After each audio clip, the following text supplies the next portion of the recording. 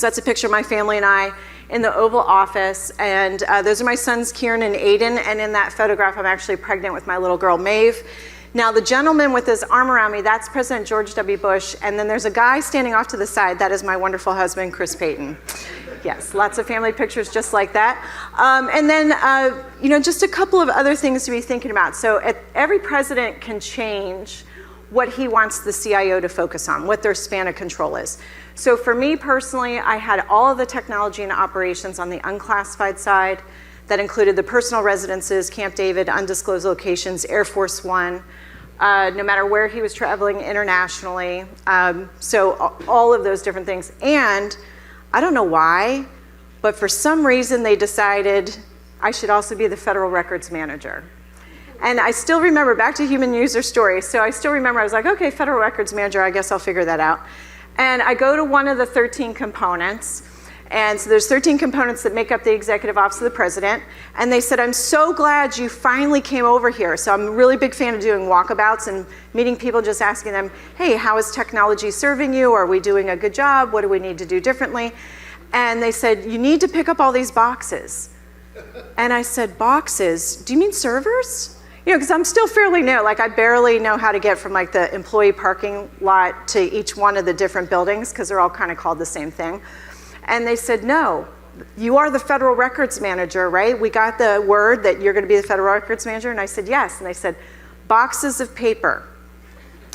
And I said, why would there be boxes of paper? We have systems. And they said, we don't want to go against the guidelines, and we don't want to be held accountable. We have to sign a thing saying we're preserving records, so we don't trust the system, so we print it too. So there's your environmentally friendly, right? And so I bring that up to say we hadn't spent enough time on the human user stories, and I'll give you a couple other examples of that as I go through. The other thing that I think is really important is you have to understand in this moment of time where people are. So where are your employees? Where are the people that you serve? Where are your third-party vendors? Where are your customers, right? Where is everybody? And coming out of the pandemic, our way that we consume information, gather information, both at work and at home, is different. Now, this is a little bit of an eye chart. This is the infographic put out every year. This is the 10th year they've done this. It is a collaboration between Domo Analytics and the World Economic Forum. I pulled out a couple statistics for you. This is a fairly newish version of the report, so I wrote down the statistics that I thought this group would appreciate the most. So this particular collaboration is called The Internet Never Sleeps, and it shows every minute of every day all of the different transactions that are happening on the internet. So I'm just going to highlight some of them for you because it's really important if you want to understand how to secure your transformation efforts and implement all these different frameworks. You have to understand the human user story of where we are. So for the first time ever, during the study, they found that 90% of all internet traffic globally, this is work and at home, happened on a mobile device. So that's smartphones and tablets, not desktops, not laptops, not servers, mobile devices. So be thinking about your mission set and how are you delivering and deploying your mission set. I mean, obviously this is very different if you are 100% classified, right? How you're thinking about this. But so I want to point out every minute of every day, just a few of the things that are happening. 16 million texts are sent every minute, and in that same minute, 231.4 million emails. I feel like half of them are in my in-basket. Do you feel the same way? In that same minute, Google search, which is not the only game in town anymore, has 5.9 million searches. Also in that same minute, 347.2 thousand tweets are sent, 2.43 million snaps. If you think it's called Snapchat, you are not hip and with it, just trying to help you with your coolness factor. They are now called snaps. Okay, there are 66,000 Instagram photos that are uploaded. 6 million people are shopping, and in that same minute, spending $1 million online. There are also, in that same minute, 1.1 million swipes on the dating platform Tinder. Yeah, I didn't even pull that one out because I think that number's probably changed dramatically since this study was done. More than all those components. Probably more. By 2024, it is estimated that in your homes, that 50% or more of the internet traffic in your homes will not be by humans themselves. It will be the smart TVs and refrigerators and the Internet of Things devices. So do you have that picture? Now, I know for me, when I see numbers like this, I think two things. The first thing is, good golly, that is a lot of data being created that has to be protected. And the second thing I think is, who is actually working? I mean, that's a lot going on the internet. So this is really important to understand that human user story. I also want to point out, again, because I think this is very critical to your mission set, just a couple of stats. So I made up this infographic. So this is my infographic for you. Couple of things I want to point out by 2026, because you really need to know not only where we are now, but where things are headed so you can be preparing today. All right, so by 2026, it's estimated we will spend about $260 billion a year on cybersecurity. But yet, due to cybercrime, we're still going to lose $10.5 trillion a year. I don't know about you, I never went in to President George W. Bush and said, have I got a business case for you? If you give me $260 billion, we'll only lose $10.5 trillion. That is not a business case that works. We are doing something wrong. We are doing something wrong, right? So, and I'm going to talk to you about how I think we can sort of change our mindset and change our thinking here. A couple other things I want to point out to you. By 2026, service robots will reach about 264 million. There will be 4.7 billion cellular IoT devices, and we will have more voice and gesture interaction with systems, not just keyboarding. Yes, sir? So this all is like a 25-year horror story for me, because I was with the Treasury Department in 1997, and we said, we are not going to do credit cards on the internet, and we lost out because of the fact that the affiliate marketing part of Amazon and all these big businesses. So we were going to put an intermediary device with the Bureau of Engraving and Printing was ready to produce smart cards that everybody could have done. So you could have put your credit card information onto the smart card. So therefore your credit card and your bank account were protected from the internet, but you had a vehicle to get there, and we lost. It's not too late. We could still try to do something. I mean, there's still those conversations, right, about secured commerce, truly secured commerce. Right, but right. Yeah, so it's, but from the Treasury side, it's not like you didn't think. I'm curious, like, what the demographic was of the group that said we'll never do that. It's just it's just interesting to me. But oh, I'm sorry. So yeah, and just to kind of date myself, at that point, we were 70 million people were on the internet in 1997. So.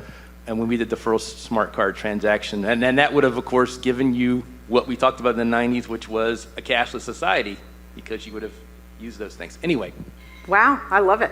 I love it. So I know this is an enlightened group, so I know you already know who the cyber criminals are, but what I wanted to do for you is really just spend a moment unmasking the current tradecraft of cyber criminals, because I think it's really important for you as you're developing your mission set and rolling things out and thinking about, you know, we're doing all the right things, we're doing the alphabet soup of every framework you can think of, but why do bad things still happen? So right now, on average, about 88% of the last 18 months worth of cyber incidents were due to human error. Human error. Not system failure, not truly advanced persistent threat, human error. And that human error is what opened up the door to let the bad guys in. Okay, so I want to show you, and we call it executive account compromise and personal account compromise, how that actually leads to whether it's government or private sector compromise. But first, just kind of a group poll, just shout out what you think the answer is. What do you think the current #1 cybercrime is in all of the world? What is the current #1 cybercrime? Identity theft is one guess. Others? Somewhere in there I heard the right answer. Business email compromise, which often leads to, it could be anything. Business email compromise could be intellectual property theft, could be data theft, could be wire transfer fraud. And so a lot of that gets traced back to social engineering as well as, kind of leading to the human errors. So what I have here is a quick demonstration using all free tools except for one. And this is based on working many cases. It's like probably in sort of the 20s and 30s of cases where in the end, after the cyber incident, when we figured out the point of intrusion and what happened, we kind of deconstructed them and they all had something in common, which was basically open source intelligence, social engineering, a little bit of credential stuffing. So they are not smarter than you, they are not better than you, they just have nothing but time on their hands to just be bad people, okay? So what we did is by deconstructing all of these cases, we've pretended to be bad people. So myself and people from our intelligence team recreated going after a CEO as if we were gonna target him like we were bad people. And I'm gonna show you this demonstration. It is in real time as we're doing sort of the investigation to do a social engineering campaign. I can barely keep up with it. It is not sped up. And then I will point out to you the one tool we have to pay for to be able to do what we're doing. The data that's in here is data that's already been turned over to the physical security team because there was a physical security concern once we did this demonstration.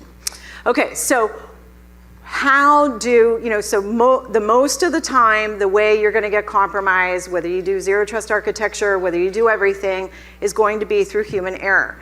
And so what attackers are doing is they realize, they know it, they read the news too, so they know that you are adopting all of these different techniques and protocols, so your kill chain is getting stronger and stronger and stronger. So where do they go? They go for the human. So they're looking for things like personal email, personal accounts, anything they can do to sort of compromise them, learn more about them so that they can indeed do a social engineering attack that will be successful. All right, so we pick out a CEO, and just like any cyber criminal, we are very concerned about our own privacy. So the first tool that we use is a free tool called DuckDuckGo to protect our privacy. And believe it or not, cyber criminals, they really do use privacy-minded tools. So we pick out a CEO of a large big tech Silicon Valley company. And then the next tool we use, and again, this is kind of deconstructing and kind of reconstructing cases. The next tool we use is Wikipedia to look at the company this CEO works for, what their net worth is. The next free tool we go to is LinkedIn. LinkedIn gives us some contact information.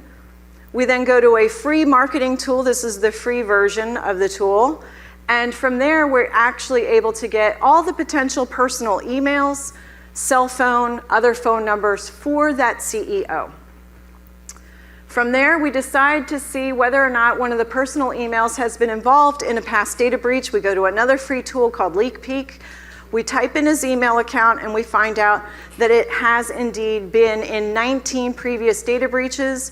Many of those passwords are not encrypted with the latest encryption, so they're easily decrypted. So this is the one tool we have to pay for. This is called Maltego. You use it for, if any of you do large investigations, it helps you with link analysis, understanding what's related. So we use Maltego to understand the pictures of his life.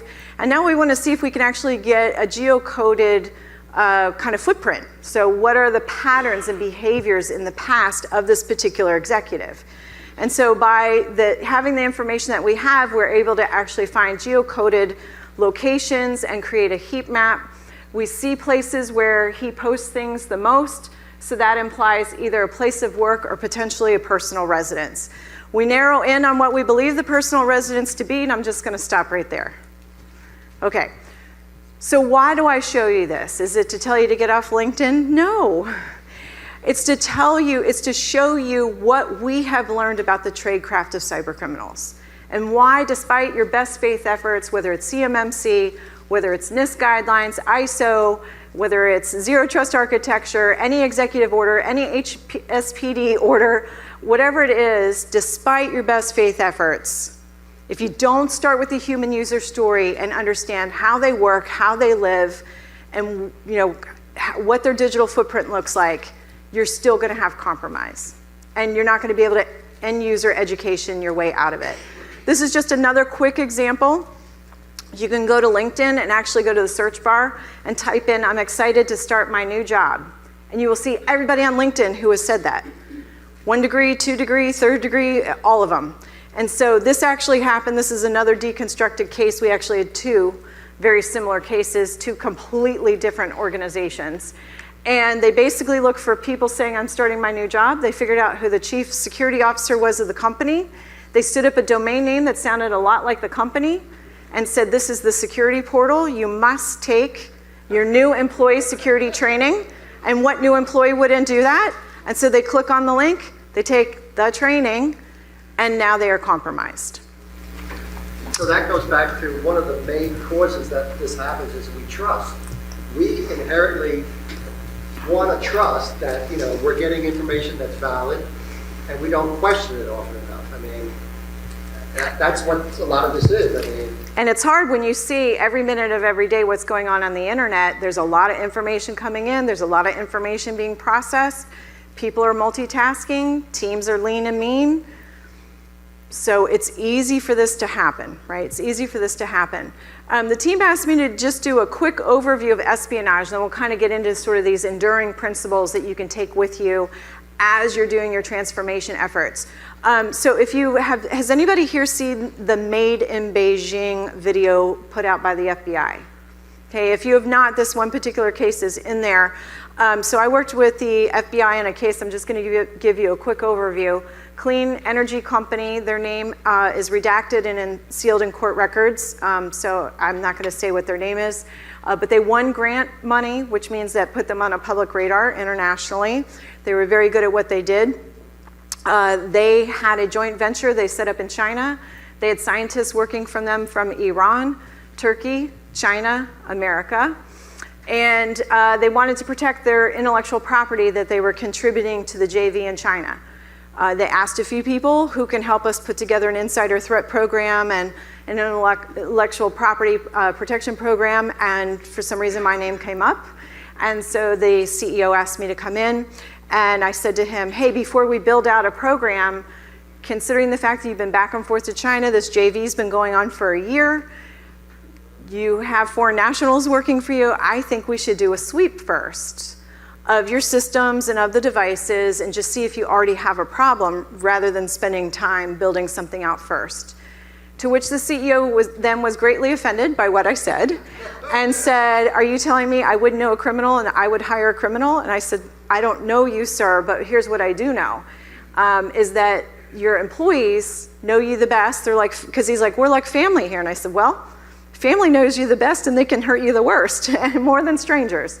And I said, my concern is it won't take us long, but I would rather do this than build out a program and then find out later you had a risk. So he thought about what I said, told me to leave, he thought about what I said, and he, over the weekend, looked up a couple of different of the foreign nationals' names on Google search. And he started to get uncomfortable, and he didn't know why. So he called me back at 5 in the morning on a Monday morning and said, hey, I've been thinking about this, and can you come back in? I'm like, well, not right now, but I'm out running right now. So anybody who calls me at 5 in the morning, I'm about 3 miles into a 6-mile run usually. I try to get out there by 4 a.m., but that doesn't always happen. So I said, not right now, but I'll come by and see you later. So he said, how can we do this? So the first thing I'm going to talk to you about is your usage policies. I'm sure all of you have great usage policies, but just in case you don't, first thing you want to do is really understand for your insider threat program and for preventing espionage, what do you make people sign every single year? And do you take the time to explain it? Because it will not hold up in court if you don't explain it. So if it's page 1050 and it hasn't been mentioned, you need to make sure you mention it. And so what his particular computer usage policy did say was anything you do on work equipment or on the work network belongs to the company, including personal stuff. So we were able then to say, okay, I think we can pull this in. So we actually created a ruse. We didn't want some of the people he was suspicious of to know it was them, so we did a technology refresh. We pulled in 10 laptops at a time. We just happened to pull the 10 people he was the most concerned about. And we prioritized. We started on the first one, and I said, you have an engineer here who engages in Chinese social media apps and then deletes them. And he's pretty good at it, but he made a couple mistakes, and it's showing up here on the device. And do you want us to go further? that actually turns into this case. That's like a whole nother presentation. But here's some things that I learned from that I want to share with you. One, they thought they had good user access controls in place. They did not. So once he logged in, this particular engineer was able to access anything in the company. Two, he was giving off a lot of the red flags. If you're not familiar with the body of knowledge that Carnegie Mellon SEI has published on user access controls for insider threat programs, definitely look into that. I worked with them on a governance model. If you have trouble finding it, just reach out to me. I'm happy to point you to the different links and the different guidance. It's all free. So they've deconstructed over 500 cases of insider threat and turned it into controls that you can actually put in place, HR, all different types of things. He was exhibiting 8 of the 10 red flags. But because they didn't have an insider threat program in place, nobody knew what to do with the red flags. The other thing he was doing was basically accessing files he shouldn't have been accessing. So he was actually going in and pulling formulas and stuff he did not need to have any access to. So that can also be a great kind of control metric that potentially you have a problem or just an overzealous employee who's trying to learn, right? And so what does that mean? So we still have, not only do we have sort of this new brave world of social engineering where it's never been easier to do for the bad guys, but we've got these old school breaches that are coming up in the headlines, whether it's WannaCry, Petya, not Petya, the SEC, Edgar database, Equifax, and I'm not picking on these companies. I mean, the way I look at it is they're a victim of a cybercrime. You may like what they did before and after and how they handled the breach. You may agree or disagree, but they are victims of a crime. But we've got these new school problems to deal with now, right? So we've got misinformation, we've got the social engineering, and what I call covert crowdsourcing. So trying to get people into those echo chambers on the different social media platforms and trying to incite basically either positive or negative emotions around certain topics. And then we also have this misplaced faith in technology. So I don't know how many of you spend time in Security Operations Center. I've spent more hours than I care to in Security Operations Center. I know Heather has as well. And so these statistics are pretty staggering given the amount of money we have spent on security technology. So let's kind of just peel back a little bit on these. 56% of all alerts that go into a Security Operations Center are investigated, which means that 44% are not even looked at all because there's just not enough time and talent to be able to run those down. Then of those 56% alerts that were actually looked at, only 28% are deemed legitimate. So the rest are just noise. 72% are just noise. And then out of that smaller subset now, so remember we went from 56% to 28%. So out of that 28%, only 46% of those actually get remediated. Do we wonder why we have the data breaches we do? Do we wonder why our infrastructure, our cybersecurity resiliency for companies is at risk? Do we wonder why it's time to start naming the human as something else other than they're the weakest link? We have to change how we focus on this. Case in point, the elections. That better have been our tsunami warning. And I feel like a lot of times the data breaches that we have, we get excited about it, sort of like waking up really early in the morning to go do something, and then somebody hits the snooze alarm and goes back to sleep. We're all out of snooze alarms. Okay? And if Equifax didn't do it for you, the early warning signs, that tsunami bell going off with the elections, absolutely should, because it's not just in America, it's in other places. So let's talk about kind of my point of view on how I look at this, and I welcome any questions, comments on this during the Q&A portion. So I look at this in kind of 3 components, and the first one being is the voter registration databases. We know for a fact that those were targeted by hackers. We know that the state of Illinois had to take their voter registration database offline for weeks during the summer leading up to the presidential election cycle. They had had an incident, and they felt the best thing to do was to take it offline to remediate the incident before they came online. Did that impact anybody's ability to vote? I don't know if it did or not. But I know during those weeks, getting a voter registration in, if you were somebody new to Illinois, was not easy to do while that was down. So you have the voter registration databases. You also have the polling booths themselves. Now, nobody has said that they have found evidence of somebody went in and voted for one person, and on the back end, a different person was voted for. Nobody has said that yet. But ethical hackers at Black Hat this year said, if I have proximity and I have time, I can absolutely do just that. And you may or may not know this, but at the state level, not only does every state get a chance to do this differently, the counties and precincts within those states may also do it differently. And up until this election cycle, there was a race to go to the electronic only with no paper trail for audit. I don't know about you, I think that sounds like a really bad idea. I think we need a trust but verify process here. And really smart people are working on this problem to make sure from a voter registration database perspective, our data is more secure, but this has to be solved at the state level. Lots of really smart people are working on the actual polling booths themselves and making sure that we don't allow proximity and we don't allow time because somebody with motive could do that. And then the third piece is what I talked about, which is our new domain we need to be worrying about in security, which is the whole social media and our interconnectedness on the internet domain that needs to be thought about differently. And I'm just going to show you a couple of quick headlines that have been in the news recently. So, and it's every company. There is no one company at fault here, but this better be our wake-up call for how we think about what happened during this election cycle. Now, don't get me wrong, political espionage has been around since there were two human beings on Earth. Okay, so that's recorded history. We know that propaganda has been around for all of mankind. But what happened this particular cycle, both overseas and here in America, was being able to produce propaganda, to push propaganda, leverage these social media platforms that have been designed to serve me and to give me things that help me and assist me, which means they know my likes and preferences. And because they do that, these social media platforms were taken advantage of. And they were able to, at a speed never seen before in the history of pushing political propaganda, not only push it out, but to be able to see in real time whether or not they had an impact on you and me, based on likes, based on shares, based on posts. They never had that before. They didn't know if it was working or not. They had to put boots on the ground, and they had to see whether or not their grassroots campaign was working.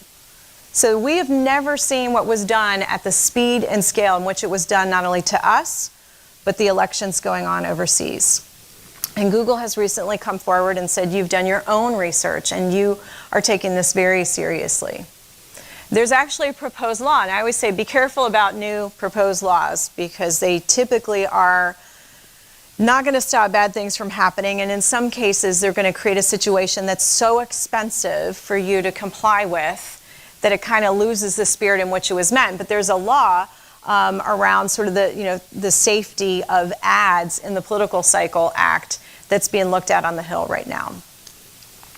Let's bring it back to the humans though. So if you remember WannaCry, which was really bad, especially for the UK. I was actually in London the day WannaCry hit.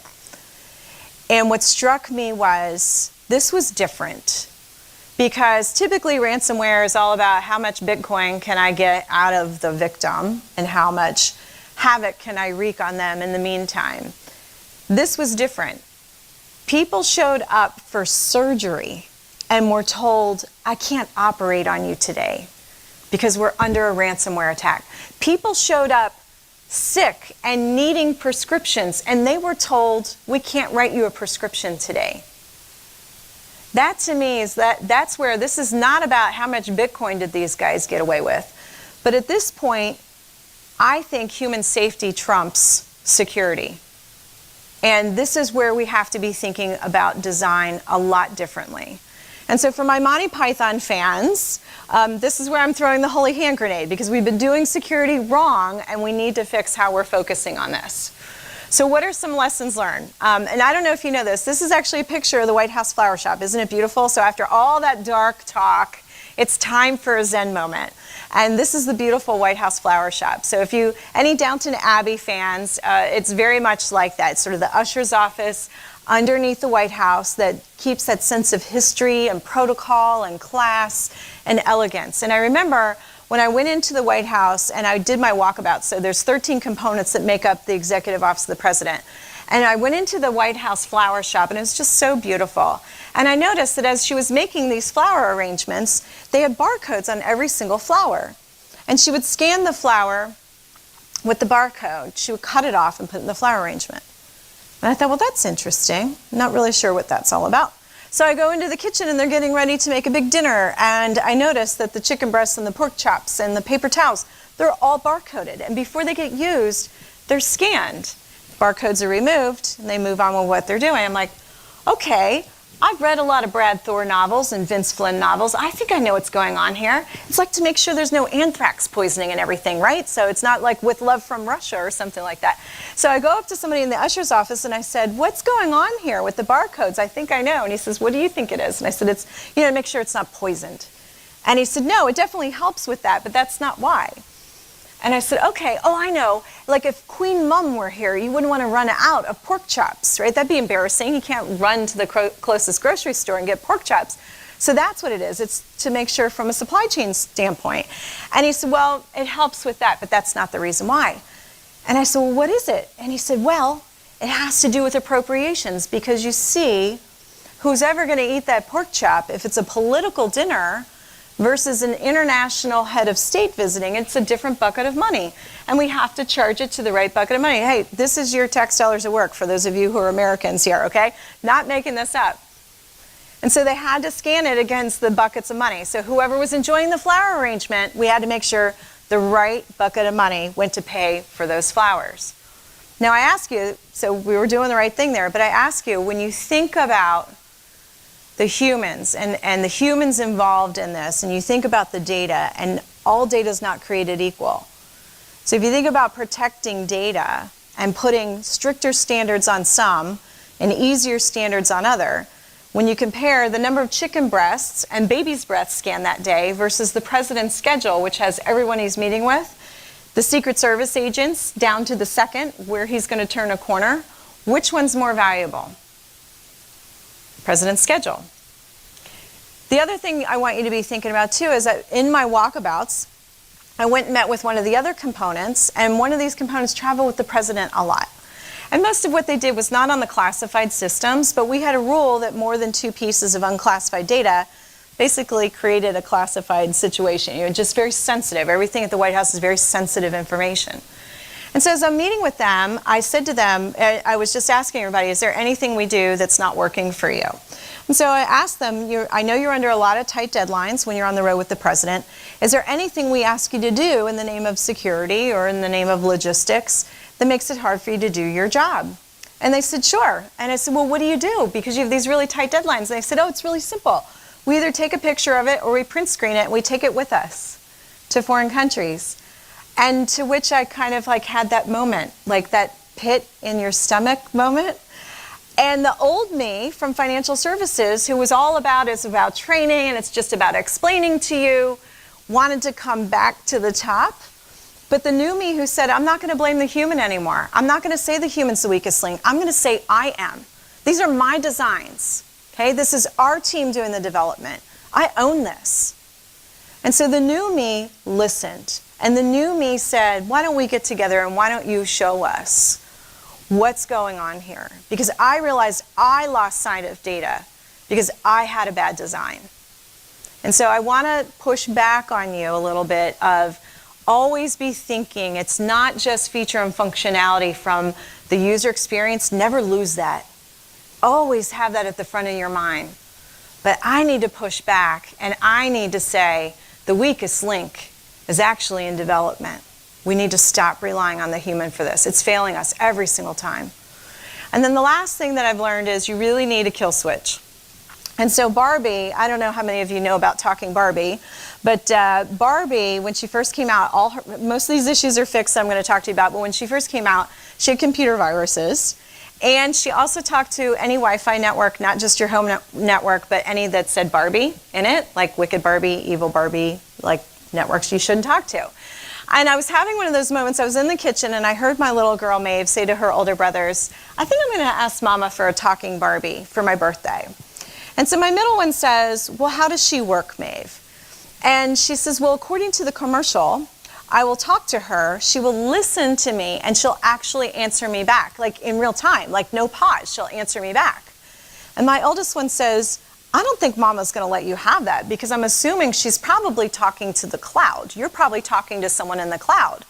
And my middle one says, yeah, and some rando. And so if you don't have millennials in your life, you know what a rando is, right? It's a random people. So some rando who's going to help the artificial intelligence interpret everything you said to give you a good answer back. And she said, yeah, you're probably right. I'm going to ask for an easy bake oven instead.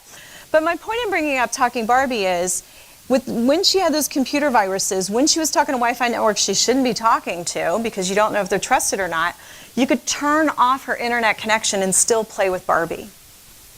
Just like I remember reading when the Nest had a software glitch and it wasn't charging the battery, and so people on the local news were like, oh my gosh, it's getting cold, what am I going to do? My Nest thermostat's not working. And I'm thinking, you do know you can walk to the furnace and flip it on, right? You do know that? Like the thermostat's just a helpful thing. And so that kill switch to me is so vitally important with what's going on today. If you think about the incidents like WannaCry or Equifax, and the other piece you need to be asking yourself though is, when do I flip a kill switch? Right? So when do I flip it? What limited functionality will be left? What are the rules of engagement for this kill switch? And how do I educate people to know it's there? So the next time if somebody says, look, there's an Internet of Things botnet, right? So we were talking about Reaper last week, or whatever it is, that you have an easy, seamless way with your customers, whether they're your business customers or your consumer customers, to communicate with them, everything's going to be okay. Here's the kill switch in case it's not. So if you admit all security is defeatable, if you think about sort of the adversarial targeting like we did on Hunted, because the bad guys do this too, if you have this aggressive offensive and you're thinking ahead about, how do I have a kill switch? How do I design for you so you're not having to worry about this? And plan ahead, you're going to be so much better off. So I want to leave you with some new rules. And the first one is, you probably have never heard a security person say this, but I want you to think about your development where you're putting a warm hug around the user for security, right? So where it's almost like they don't even have to think about it.